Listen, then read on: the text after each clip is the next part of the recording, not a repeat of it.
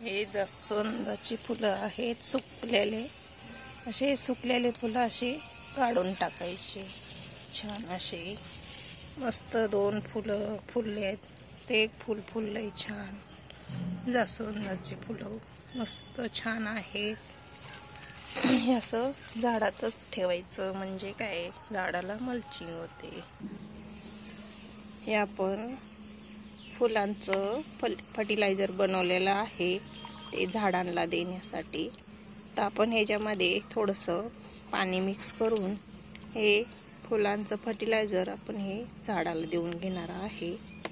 तर आपण हे फर्टिलायझर झाडाला देऊन घेऊया. तर हे फर्टिलायझर आपण याच्यामध्ये काढून घेतलेलं आहे. ते आपण ओतून घेऊया याच्यामध्ये.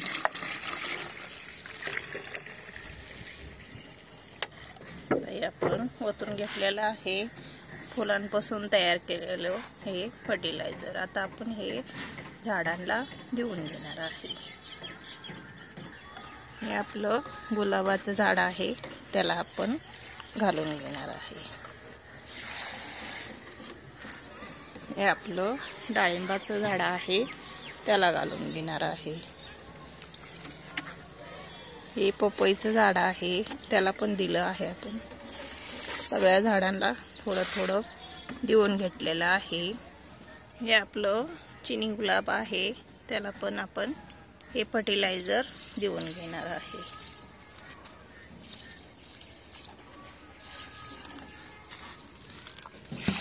हे आपण देऊन घेतलेलं आहे. हे आपण केळीच्या सालीपासून बनवलेलं आहे फर्टिलायझर. याच्यामध्ये आपण पाणी मिक्स करून हे आपण गुलाबाच्या झाडाला देऊन घेणार आहे. हे आपले गुलाबाचे झाडं आहेत मस्त छान असे सुंदर आहेत. हे आपण गुलाबाच्या झाडाला हे केळीचं फर्टिलायझर देऊन घेणार आहे. हे आपण थोडं थोडंसं असं देऊन घेणार आहे.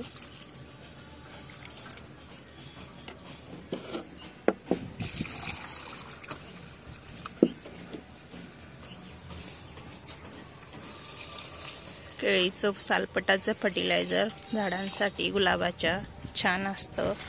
त्याच्यामुळे आपण हे तयार केलेलं आहे. तर आपण हे सगळ्या गुलाबाच्या झाडांना देऊन घेतलेलं आहे. तर आपण ह्याच्यामध्ये पाणी ओतून ठेवलेलं आहे. हे रिपीट आपण देऊ शकतो. अजून ह्याच्यामध्ये चांगलं फर्टिलायझर निघतंय त्याच्यामधून आपण परत एकदा देऊ शकतो. हे आपण भाजीपाला हे कांद्याचे टलपारे आहेत त्याच्यापासून हे बनवलेलं आहे. पहिला आपण तयार व्हायला ठेवलेलं आहे. हे आपलं पारिजातचं झाड आहे त्याचे आपण कटिंग केलेले होते. सुंदर असं पारिजातचं झाड असं सुंदर फुटलेलं आहे छान.